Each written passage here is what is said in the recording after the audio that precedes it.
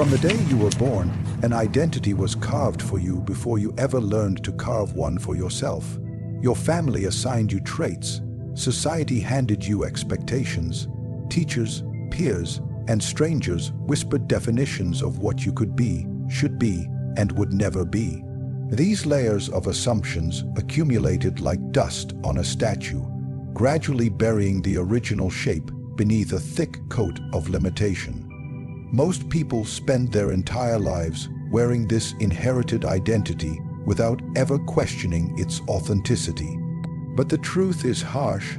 The self you think is you is often nothing more than a collage of other people's beliefs.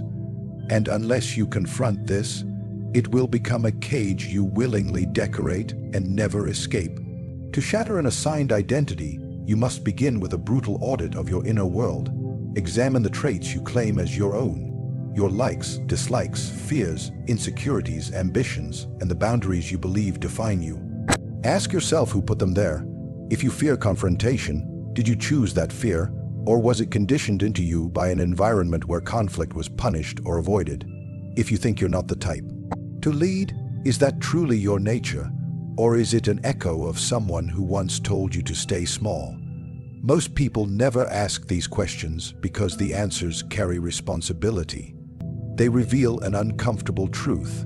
You have far more control over who you become than you've been told. The moment you recognize how much of your self-concept was imposed rather than chosen, you create a crack in the facade, and through that crack, a new possibility emerges. The possibility of rebuilding yourself according to your own blueprint instead of the blueprint others drafted for you. But this reconstruction requires more than awareness. It demands the courage to betray the identity that has felt familiar for so long. You must be willing to let parts of yourself die. The timid version of you, the apologetic version, the version obsessed with pleasing others. These fragments must be abandoned like old skin that no longer fits. Transformation does not come from addition, but from subtraction. You lose who you never truly were to reveal who you choose to become. Shattering an assigned identity also requires emotional detachment. You must stop seeking validation from the people who benefit from your weakness. Understand that others will resist your transformation because your former identity served their comfort. They liked you compliant, predictable, contained. When you redefine yourself, you disrupt the roles they have played around you. Their discomfort is not your problem. Your only obligation is to the self you are deliberately constructing. This means refusing to perform the identity you've outgrown, even when others demand it. It means maintaining your boundaries even when they push back. It means speaking truths you once swallowed. It means becoming someone who cannot be controlled by guilt, approval, or nostalgia. Identity is ultimately a story, but the tragedy is that most people repeat a story they didn't write. To rewrite yours, you must become the author rather than the character being dragged through someone else's plot. This rewriting begins with language. The words you use to describe yourself become psychological architecture. If you say, "I'm shy," you build a self that avoids the world. If you say, "I'm not good enough," you construct a prison where your potential suffocates. Replace these inherited phrases with deliberate declarations. And not fantasies, directives. Speak who you intend to be until your actions and habits align with the new narrative. Identity follows action, not the other way around. You become confident by acting with confidence. You become bold by behaving boldly. The doing reshapes the being. Once you start dismantling the identity assigned to you, you expose the raw material of your mind, the unprogrammed space where true self-creation can occur. This space is powerful because it is yours alone. No expectations live there, no labels, no assumptions. It is a blank foundation upon which you can build with precision. And this is where you begin to design yourself intentionally. Ask not who am I, but who must I become to achieve what I desire? This question is the pivot point between a life dictated by others and a life shaped by your own will? Once you answer it, you commit to aligning your behaviors, thoughts, and habits with the identity that matches your goals, not the one that was forced upon you. Identity is pliable. It is clay, not stone. The tragedy is that many people treat it as permanent simply because it has been present for so long. But longevity is not legitimacy. Just because you've worn a mask for years doesn't mean it fits your face. When you finally recognize the difference between the identity you were given and the identity you choose, you step into a kind of freedom most people never taste. Self-awareness is often romanticized as a gentle, reflective practice, something soft, introspective, and harmless. But in truth, it is one of the most ruthless psychological tools a person can possess when used with intent. Most individuals move through life on autopilot, driven by impulses they don't understand and controlled by emotions they can't name. They react instead of strategize, obey instead of choose, and crumble instead of adapt. What they lack is not intelligence, not ambition, but self-awareness sharpened into a weapon rather than held like a mirror. To weaponize self-awareness is to turn your understanding of yourself into leverage against your fears, your weaknesses, and the invisible forces that have manipulated your behavior for years. The first step to weaponizing self-awareness is recognizing the patterns that govern your life. Every fear you hold, every insecurity you carry, every impulse you obey has a source. But these sources remain hidden because the mind prefers comfort over clarity. You avoid examining your triggers because doing so would expose the truth about who you are beneath the excuses. For example, if you avoid confrontation, you may tell yourself you're peaceful or kind-hearted, when the deeper reality is that you fear rejection or judgment. If you procrastinate, you may claim you're a perfectionist, when the truth is that you're terrified of failing and having no excuse to hide behind. Self-awareness forces you to strip away these illusions and confront the raw motives beneath your behavior. This is painful, but pain is the price of liberation. Once you dissect your patterns, you gain the ability to manipulate them. This is where self-awareness transforms from reflection into power. Consider your emotional weaknesses. Most people treat them as personality traits, unchangeable and fixed, but they are triggers, not definitions. If anger controls you, understand what provokes it and why. If insecurity keeps you silent, identify the moment it takes root in your thoughts. If fear immobilizes you, study the sensations, the thoughts, the images that arise when it appears. The moment you can observe an emotion without being controlled by it, you begin to dominate your inner world instead of surrendering to it. Awareness creates psychological distance, and psychological distance creates control. Weaponizing self-awareness also requires you to become brutally honest about your intentions. Many people claim to want success, confidence, or respect, but their actions reveal that they prefer comfort, validation, or avoidance. When you examine the gap between your words and your actions, you expose the truth. You are not tired, you are undisciplined. You are not unlucky, you are unfocused. You are not afraid of failure, you are afraid of being seen trying. This level of honesty is not meant to punish you, but to free you. When you call your weaknesses by their real names, you strip them of the power that comes from ambiguity. Clarity is control, and control is the foundation of transformation. Another dimension of weaponized self-awareness is understanding the narratives that run in your mind. Every individual carries an internal script that dictates how they interpret events and how they see themselves. Some scripts are empowering, but most are inherited from childhood, past failures, or toxic relationships.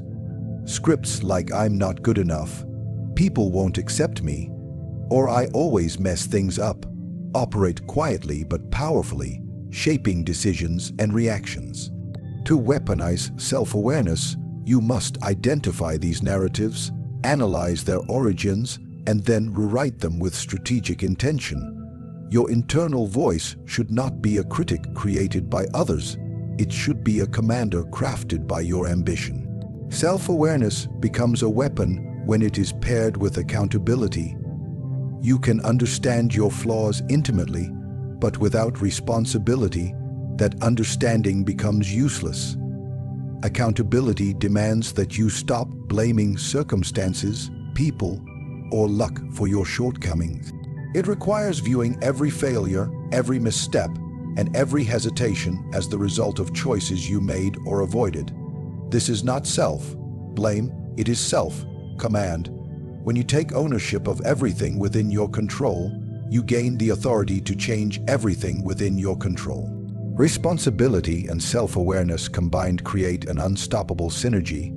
You see your flaws clearly and possess the will to eliminate or repurpose them. Finally, weaponizing self-awareness means turning your weaknesses into strategic strengths.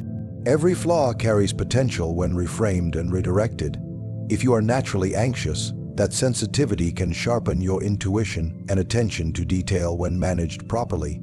If you are naturally emotional, that depth can fuel passion, conviction, and influence once mastered. If you are naturally cautious, that trait can become strategic foresight. The goal is not to destroy your nature, but to control and weaponize it. You do not erase who you are. You restructure it into a form that serves your objectives rather than sabotages them. The most decisive battles you fight happen in silence, long before any action is taken or any word is spoken. They happen in the unseen chambers of your mind, where your inner narrative shapes your destiny with ruthless precision. This narrative is the voice that speaks to you when no one is around to influence your thoughts. It is the voice that tells you what you can do, what you cannot do, what you deserve, and what you should fear. Most people never take control of this voice. They let it drift, echoing the doubts, fears, and criticisms that others have planted in them. They allow it to repeat scripts written by their past failures, their insecurities, and the opinions of those who never understood their potential. But if you want unshakable confidence, you must master this inner narrative and bend it entirely to your will. To master the inner narrative, you must first recognize that it is not a reflection of reality, but a reflection of conditioning. The mind repeats what it has heard the most, even if those messages were toxic, false, or meant to keep you powerless. If you grew up criticized, your mind may attack you instinctively. If you were underestimated, your mind may doubt you automatically. If you were dismissed, your mind may belittle your ambitions. These patterns persist not because they are true, but because repetition has made them feel true. The inner narrative is shaped by frequency more than accuracy. Understanding this is liberating because it means the narrative can be rewritten through deliberate repetition of new ideas, new beliefs, and new internal commands. Once you understand that your inner narrative has been programmed, the next step is to seize control of that programming. This requires conscious intervention. You must begin observing your inner voice with the same scrutiny you would apply to an untrustworthy advisor. When it whispers that you are incapable, you must question its authority. When it tells you to stay quiet, stay small, or stay afraid, you must interrogate its motives. The inner voice is not neutral.